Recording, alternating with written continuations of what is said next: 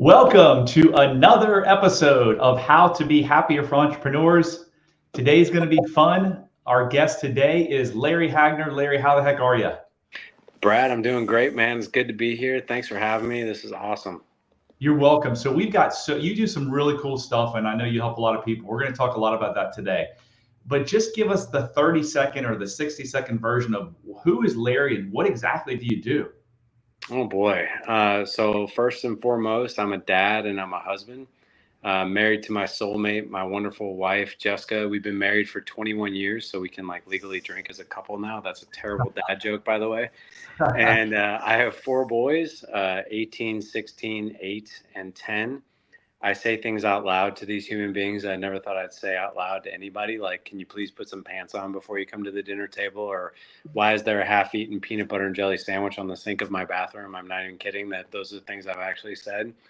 What do I do? I am the host and founder, chief facilitator of the Dad Edge podcast and the Dad Edge Alliance, which is our mastermind community for men, husbands, and fathers. Been doing this now for almost 10 years. And I basically help men transform their relationships under their own roof, the relationship with themselves, the relationship with their wives, the connection with their kids, the whole 9 yards. The last thing I'll say is when it comes to our lives are shorter than we can possibly imagine, right? And there are a lot of people, some of the best ideas and the biggest regrets are buried in graveyards across the world, right?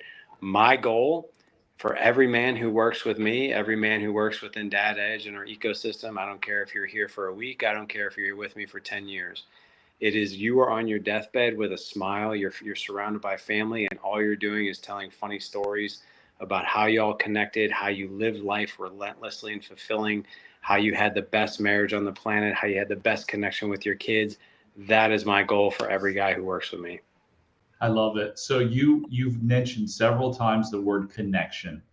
Doesn't everything start with the connection that an individual has with themselves? 1,000%. Isn't that missing though from so many marriage counseling and life coaching and psychiatry practices? Isn't that like it's just kind of missing, right? I think I think it is missing. I think the majority of the things that we pursue on a daily basis are not the things that are going to be spoken about at our funeral, right? Because if you go to anybody's funeral, it was never how much time they spent in the workplace. It was never how much money they had in their bank accounts. It was all about the impact that they had on other people. And in order to make an impact on other people, you've got to be connected to your most authentic self.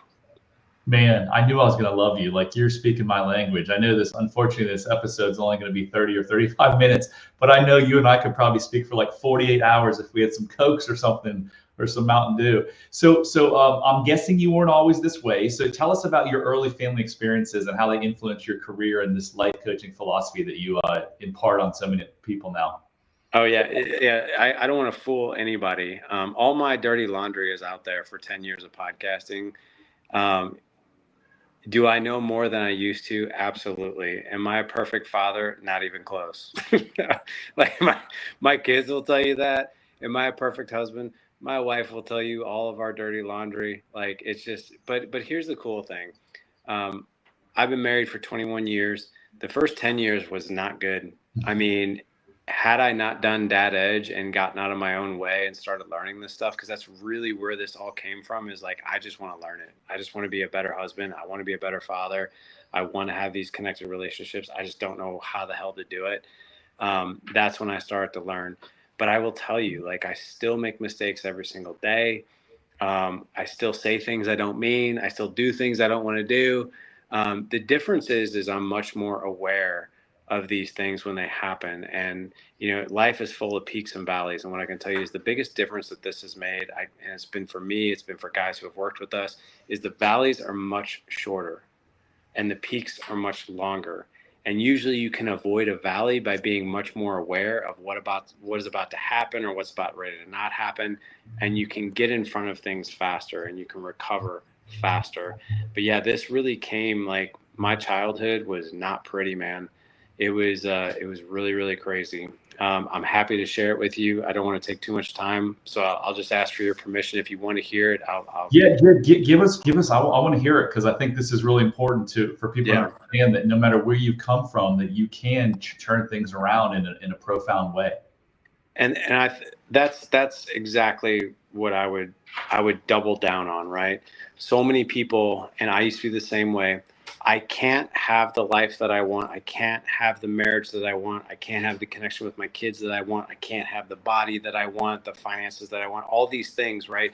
Because of where I came from, right? I had all these horrible experiences, all this trauma or whatever else growing up. So it's not even in the cards for me. It's not even possible. And I will tell you, that's the biggest lie, man, that we tell ourselves. And I lied to myself. I believed that story for so many years, man. My story is this.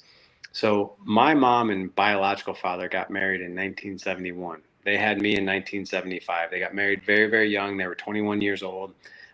Both of them came from childhoods that were a bit of a mess. So, they came in with their own trauma.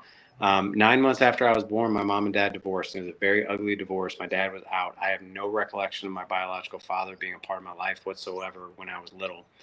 I actually didn't even really realize what a dad was until I was 4 because it was just me and my mom, and I was in preschool. And I remember dads would come and pick up their kids from school. And I knew what a dad was, and I knew we didn't have one at home, but I wasn't upset about it or anything like that. I thought moms go out and find dads. Like literally, that's what I thought. Like I was like, well, I guess my mom hasn't found my dad yet. That's okay. Wow. And I'll never forget being 4 years old. There's a funny story. And my mom pulls me aside one day and she's like, hey, I'm having a friend of mine over for dinner tonight. He's a very special friend and I've known him for a little bit and I really want you to meet him. That was her way of telling me I've been dating somebody I worked with and it's time for you to meet him. So I was like, I heard the word he and I was like, oh my God, like this is a dude coming over. Like this is the dad. Like this is probably the dad, right? And this guy comes walking in my house. I'll never forget it. I've never seen a man walk in my house. And he was wearing a trench coat, 3-piece suit, had a handlebar mustache, the feathered hair, briefcase. He was a white collar data software engineer. And this guy walks in and he shook my hand. And the first thing I said, looking up at him, I said, are you going to be my dad? Like, Oh my God. that was the first thing, man. That's what every guy wants to hear on a first date, meeting the Oh kid. my God. It was so funny, man. I literally remember, I think my mom gasped. Like I heard her, like she's like, oh my God. Like, yeah. And then he like awkwardly laughed, but like 6 months later they got married and he adopted me. So my last name still Wow. to this day is his last name. Wow. Yeah. And dude, it was amazing. Like that first year I was like, this is awesome. Like family, like here's my dad. Like we've been waiting for him. Right. Cause I didn't know about the birds and the bees. And it was cool. He was a weekend dad. He traveled a ton for work. So I didn't get a chance to see him that much. Um, but it was good in the beginning. And then they were married for 6 years, and every year got progressively worse. Mm. He's an alcoholic. So was my mom. So they fought really bad. He was very abusive. He had a horrible anger streak to him. I mean, he would throw me on the ground. He would strangle me. He'd hit me. I got punched. So did my mom. It was a horrible thing up until the age of 10. They got divorced. And then I've never seen him since. I found out about 10 years ago he died. I had never seen him since. It was really weird. But I started asking a lot of questions when I was 10. I was like, because I knew about the birds and the bees. I was like, wait a second. I was like, this dude came into my life at 4. Like, who's my dad? So I asked my mom, I'm like, where did I come from? And she was like, I was actually married before. And I was like, what? I had no idea. She's like, yeah, you have a biological father. I was like, what's his name? Like, what does he look like? Where's he at? And she's like, I don't know where he's at. She's like, but here are the wedding albums. You know, here's what he looks like. And 2 years go by. And I won't go into detail because it's just too long of a story. But serendipitously, I met him by accident. It wasn't planned. Wow. Yeah, it was crazy. But he only lived 3 miles from us. And I saw my dad every week for 6 months. He was remarried at the time, had a 2-year-old son, another one on the way. But dude, I was so excited to have my own dad in my life. He came to my little league games. We hung out every week. I spent time with his family. Called him dad right away. And after about 6 months, I started to get this feeling like something was wrong. Like, it was just this feeling like he was quieter, he was distant, kind of cold. And I couldn't figure it out. And I remember being 12 years old, and I remember picking up the phone one day, and I just was like, hey, like, is there anything going on? Like, I don't see you as much. We don't talk as much. Like, I feel like when I'm around you, something's wrong. And he's like, basically, he said, it's me, it's not you. I can't do this. And I was devastated. Got it really depressed. I failed the 8th grade. I had to do 8th grade twice. Got really fat. Ate my feelings away. Turned things around that second year of 8th grade. Went on to high school. My mom continued to date and marry like these horrible abusive men. It was a revolving door of abusive men. Some guys would stay a month. Some guys would stay 2 years, but they were all the same dudes. And it was constant abuse, constant alcoholism. It was horrible. Went on to high school, went on to college, got my degree, got into medical device sales, super lucrative career, married my college sweetheart, 30 years old, expecting our first son. And another very, very serendipitous thing happened. I'm in a Starbucks in St. Louis, 30 years old, married 2 years, first son on the way. I was there for a business meeting. A guy walks in, caught my eye. I looked up, and it was my father. Good The one I hadn't seen since I was 12. And one of the coworkers that was with me, I was also very good friends with her. She knew that story. And she saw the look on my face, and she's like, "Are you okay? Like, you look like you just seen a ghost." I was like, "I'm pretty sure I did." I was like, "Because my father's in here." And she's like, "Wait, what? Are you serious?" I'm like, "Yeah." She's like, "Oh my God, where is he?" And I was like, "He's right over there." He was sitting at a table. She's like, "Oh my God, what are you going to do? What are you going to say?" And I'm like, "I'm not going to do or say anything." She's like, "What, you're going to let him walk out of here?" I'm like, "Yeah, he's never been a part of my life. I'm not, there's no reason now." So she just took it upon herself to get up and walk over, and she sat at his table, and I was like, what is about to happen? Like, what is going on? And so they talked for like a minute. He scanned the room, our eyes met, and I was like, oh my God, what is about to happen? And he stood up very humbly, walked over, extended his hand. He's like, hey, like, man, it's like, how are you doing? And I'm like, fine. How are you? So I wasn't nice, but I wasn't a complete jerk. I was somewhat in between. But he was like, we talked for a few minutes. He's like, man, we should really get together. And I think I said something along the lines of like, look, you don't have to do this. You don't have to do this. He's like, no, I want to. And I was like, well, here's my card. It was 2005, so smartphones weren't out yet. Like, well, here's my card. I was like, you want to get together? It's on you. And I got an email from him a couple days later, and it was a huge email, and it was very heartfelt. Basically, like all the regret that my dad had been harboring. Wow. He asked me, he's like, can we please go out to breakfast? And I make my dad sound like a loser. He's not. He's a very successful entrepreneur, very well respected in our community. He's been married for 45 years to the same wonderful woman. I have 2 younger half brothers that are absolutely awesome. It was just a guy who made a bad decision. That's it. And we ended up talking, and here we are 19 years later, and we still got a great relationship. And my 2 younger half brothers, my youngest brother and I get along unbelievably. We're unbelievably tight, and my kids know him as grandpa and grandma, and everything's been good. But Dad Edge got started with a really, really bad, dark moment. My oldest son was 6. My youngest was 4 at the time. He's now 16. Out of rage, I spanked him. I promised myself when I got married I would never hit my children out of anger. That was the first and the last time I ever did it. But I spanked him so hard he hit the ground. I actually made my son fall. Wow. And I realized in the moment exactly what I did. I went to go help him up, and he looked at me, and when I extended my hands to pick him up, he closed his eyes and did this. It was almost like I was a monster. Wow. And it was in that moment, Brad, that I was like, no more. Not on my watch. Like, my marriage is terrible. It's struggling. Like, I am barely breathing in my marriage, and so is my wife. My kids, I'm not connected to them. I'm not a patient father. Like, I'm like literally winging this. Like, could there be a better way? Could I learn how to do this? Are there skills that I could learn to do this? And I went on a journey, man, in 2011, and I haven't stopped since. And It has been absolutely true. If you learn the skills to have conversational excellence, relationship excellence, connection excellence, like you can, no matter what your story is, no matter how much you were abused, no matter how much trauma there was, you can turn it all around. And I'm living proof of that. Guys who've done life with us, living proof of that. But it takes effort, man, and it is some of it is not fun. Yeah, wow, what a story, Larry. I mean, I'm hearing this for the first time. That is really, really powerful. I know a someone who had an affair with someone and had a child, and he screwed up, and the wife found out. And then when the wife found out, she was like, "You can't have a relationship with that child."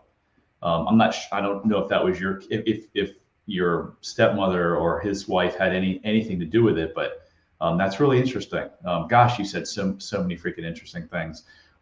How could you have been any different is one question. Like people look at you and they may judge you, and you hit your kid and you were disconnected and you had the shitty marriage. Well, no shit. Like you went through the worst of the worst. Your father abandoned you at a very young age, comes back into your life when you can actually you have a mind that has logic, and then he dumps you again. Like how could you have been any different, my friend? Right?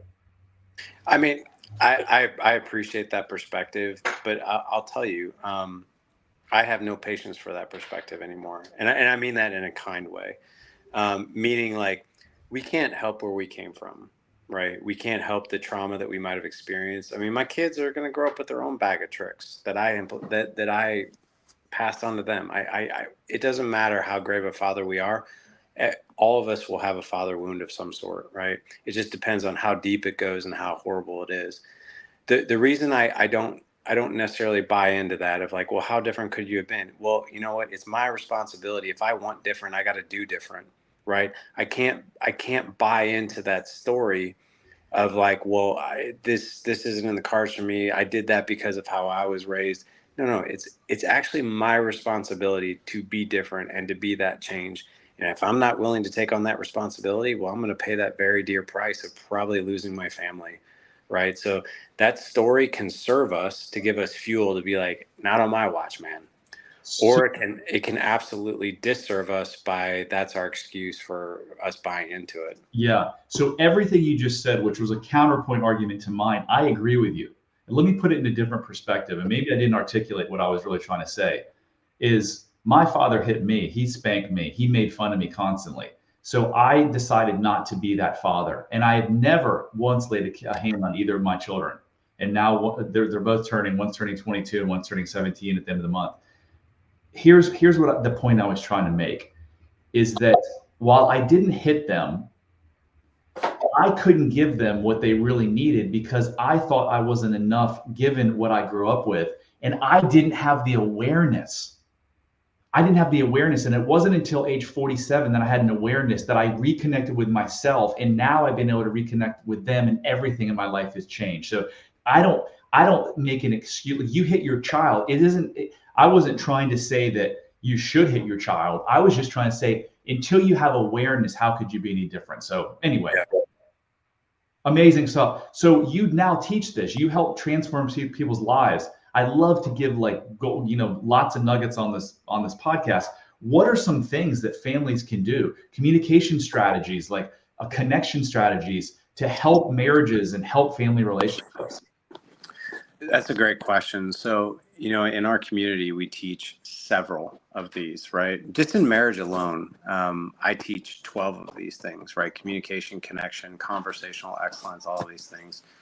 In order for you to, I think what's most important is you have to understand what the needs are of the people in your life. And because if you don't know what the needs are, then the tactics will fall short and the skills will fall short because you don't even know what the heck you're doing or what need you're fulfilling.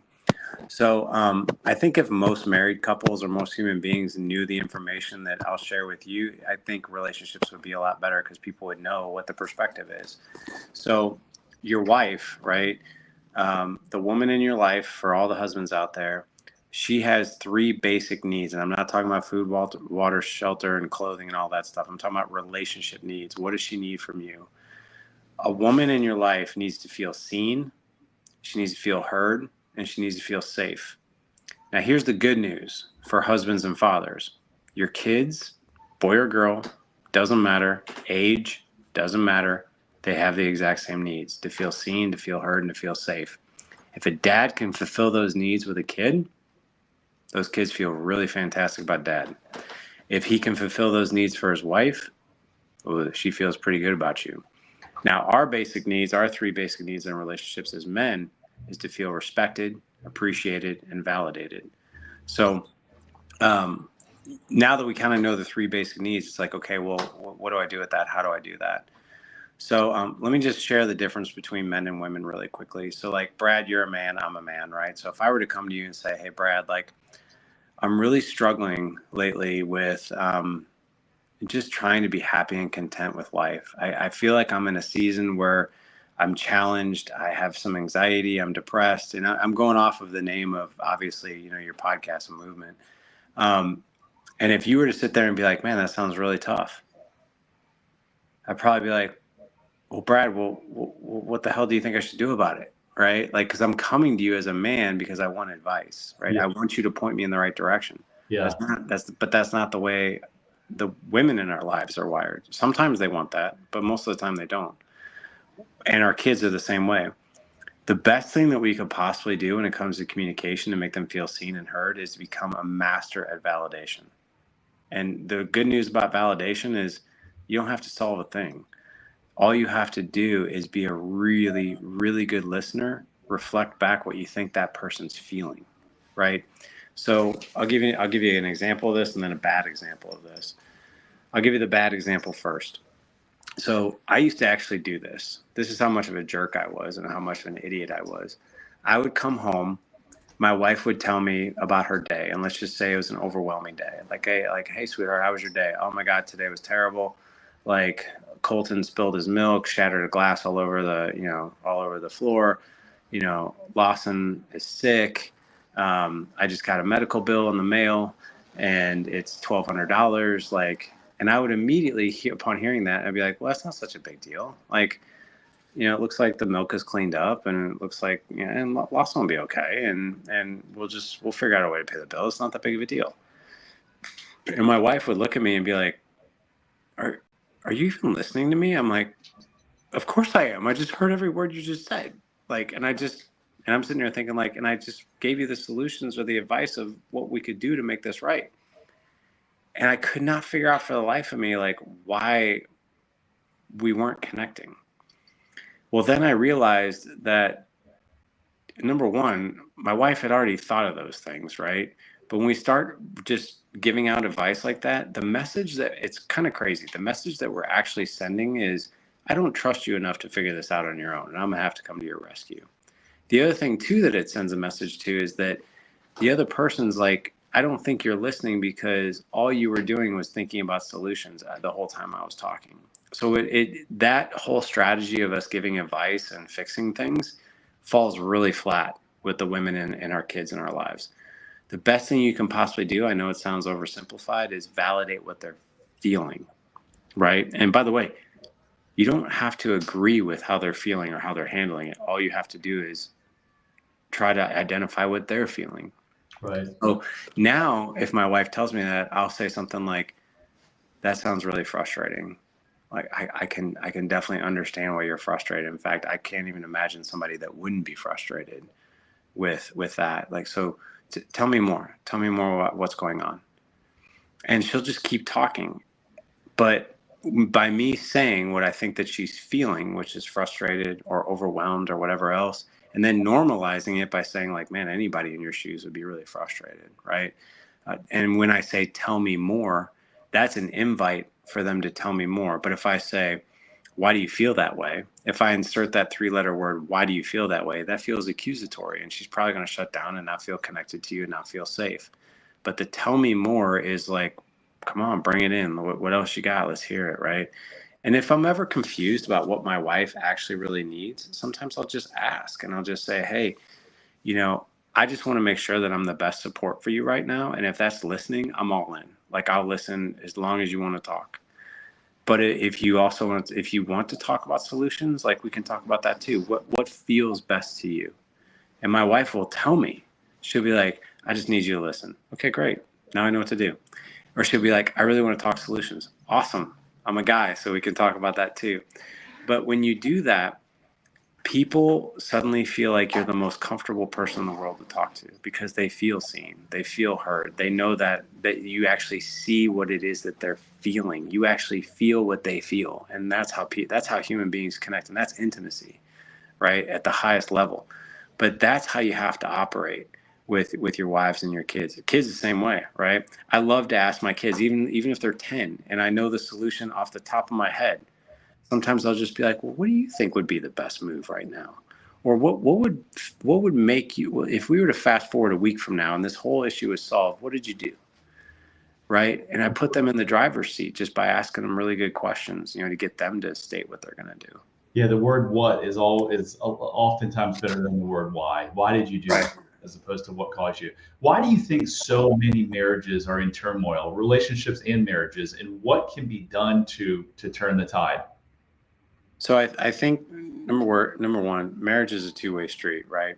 I coach a lot of men, and the good news is the coaching has been very, very effective because a man is a leader, right? If a man is leading in a way and he's living in such a way and he's operating in such a way, well, that's going to be contagious for the other people around him, right? Kids and wives. But I think the biggest thing that we have to do is change our perspective.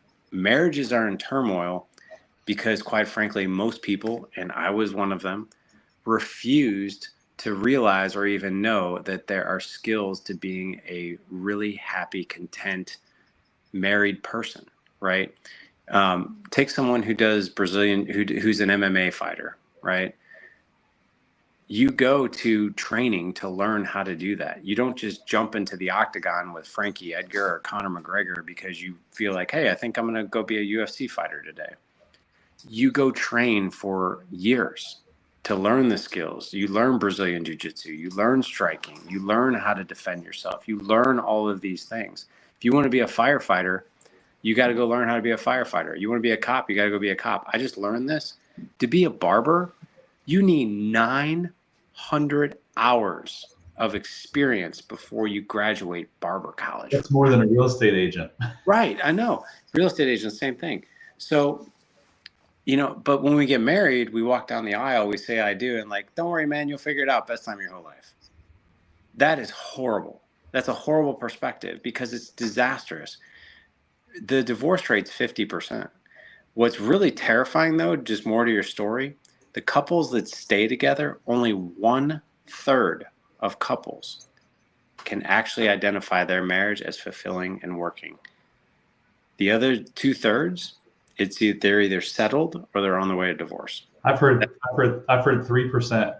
My mom has a friend named David Knox, who is a psychologist who wrote a book 30 years ago, and he said 3%. And can you believe this? Tuesday afternoon, I'm getting a massage and I'm talking to my massage therapist. We get in these deep conversations. I go, how many clients do you have? He goes, 388. I said, okay, let's round up to 400. I go, how many clients of those are in really good relationships? He thinks for a minute and he goes, 12. I go, do you know what percent is? I go, that's crazy. You just said 3%. That was the exact same thing this guy, he's like, you got to give me this book. So anyway, it's just interesting. Not many is look around the world. Not many are in great relationships. They're all complaining about something. They are. And I'm not saying that even a great relationship is complaint free, right? But I will tell you this, that 3%, the common ground that sets them apart from anything else, they go learn marriage jiu-jitsu. They go learn marriage striking. That's a really bad analogy, but they learn the skills to communicate with each other, right? They don't leave it to chance.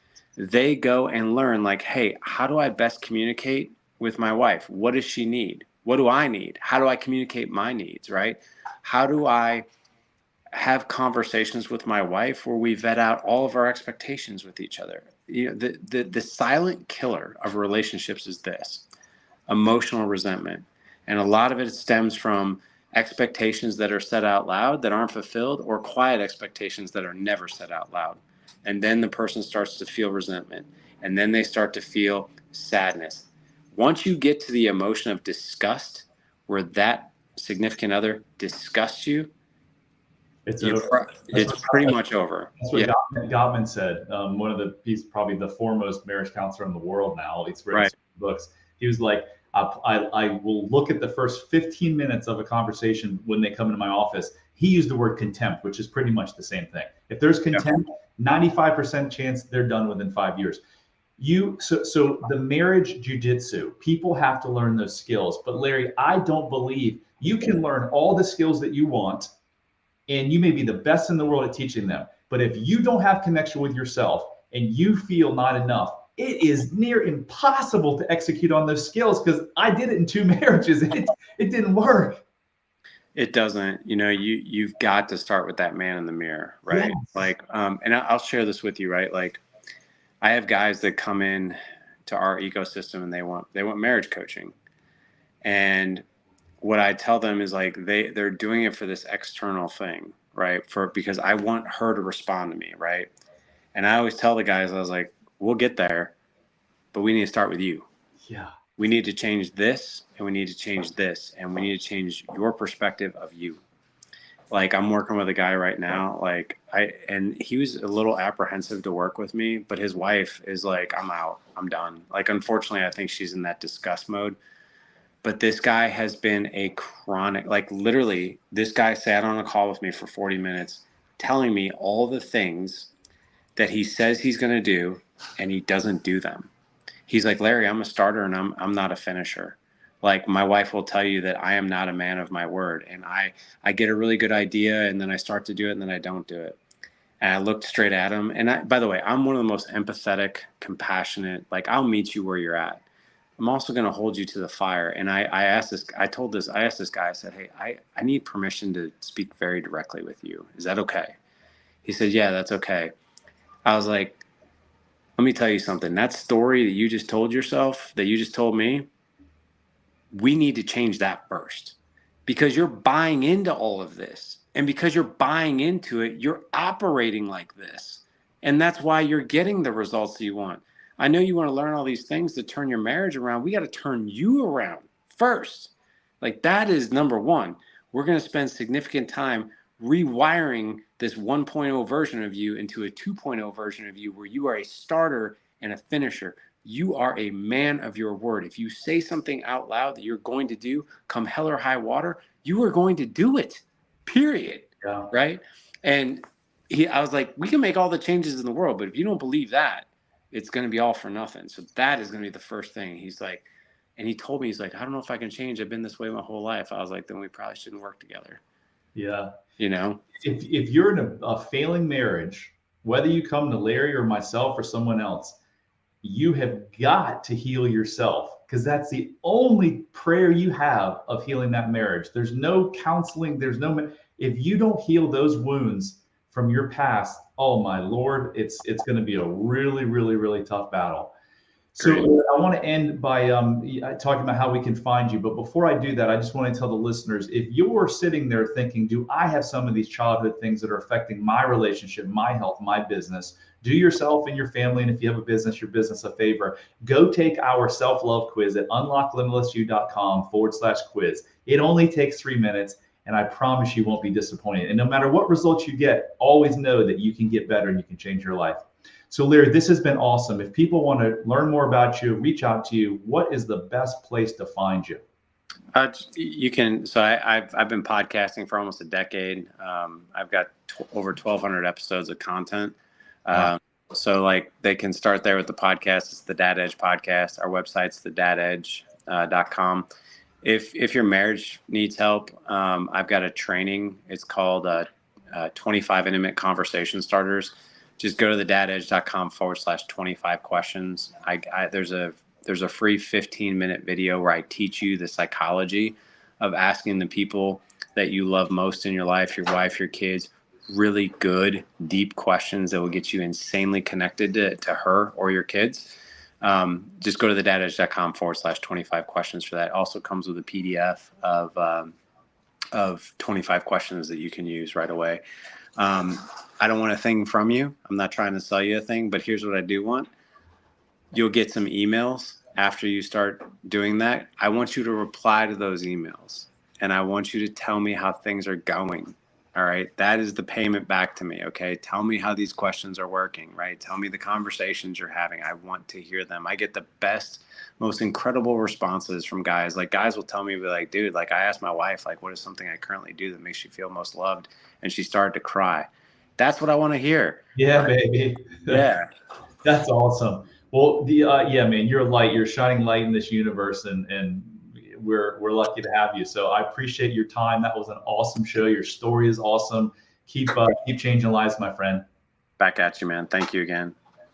That concludes another episode of How to Be Happier for Entrepreneurs. Remember, I'm on a mission to help 1 million people, and I cannot do it alone. So please, if you like this content, share it, rate it, review it, whatever you can do to share this message. I'd be greatly appreciated. Until next time, love heals all.